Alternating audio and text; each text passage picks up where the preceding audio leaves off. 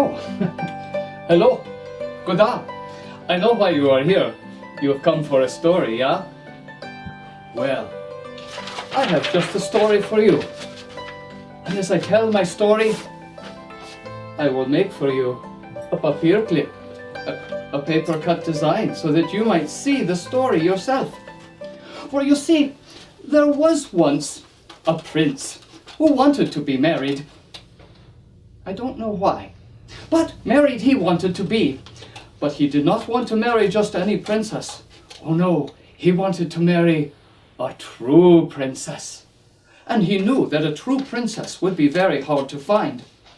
And so this prince set off on a search, a quest for a true princess to be his bride.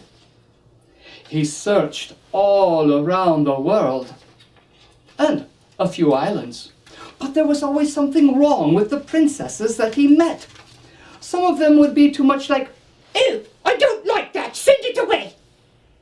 how would you call a princess like that? Mean? Rude? Yeah, perhaps. And other princesses would be too much like, oh, he could not stand a princess like that, who could? And so, after searching all around the world, and a few islands, for a true princess, he returned home to his father the king and his mother the queen. They welcomed him gladly. "Welcome home, my son," said the father. "Have you found for yourself a true princess to be your bride?" "Alas, my father," said the prince, "I have not. I have searched all around the world and a few islands, but there was always something wrong with the princesses that I met."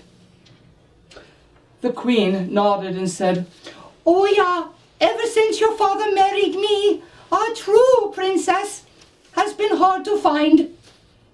And she was probably right. Well, the royal family retired to their royal beds for their royal rest that night.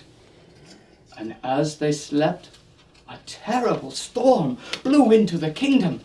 It was a frightening tempest. The wind howled around the castle walls. Ooh! The lightning flashed, and the thunder rolled. Oh, and the rain came down as if someone had poured a bathtub on top of the kingdom. It was a frightening storm. And in the middle of the night, during this terrible storm, there came a knock on the castle door. Boom, boom, boom, boom. Now the king himself was curious to see who would be knocking on the castle door at such a late hour in such a terrible storm.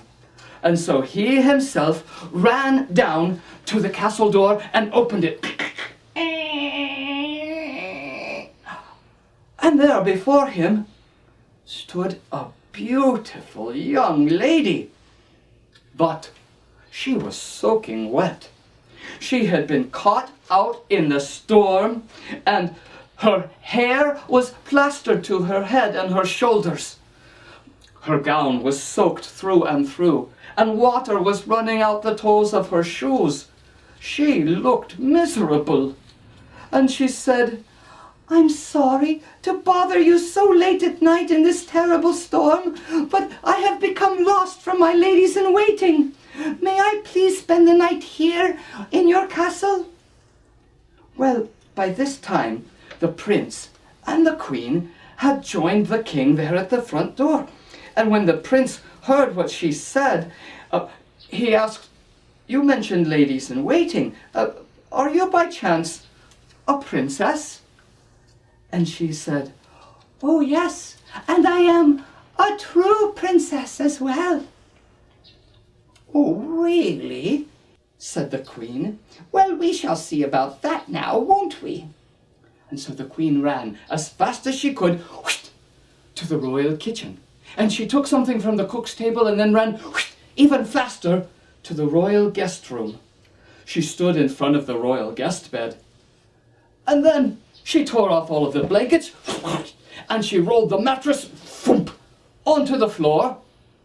And on the wooden frame, she put what she had brought from the kitchen. It was one hard, round, dry pea, like you make pea soup with, yeah? And she put that right in the middle of the bed. And thereon, she placed 20 mattresses, thump, thump, thump, thump, thump, thump, thump, thump, thump, like that. And on top of that, she placed 20 feather quilts, as soft as could be. And this was the bed for this visiting princess. When the princess came in, she saw that bed, and she said, "Oh my, this is a very strange bed, but I am very tired. Thank you very much. Mangatak." And the queen said, "Oh, I hope you sleep well tonight, my dear." Well, the queen left the princess there to climb up into that bed. Whoa, she climbed up. She straightened out the covers. Oh, and smoothed them out around her. She pulled them up to her neck. And she lay back to go to sleep. Ooh.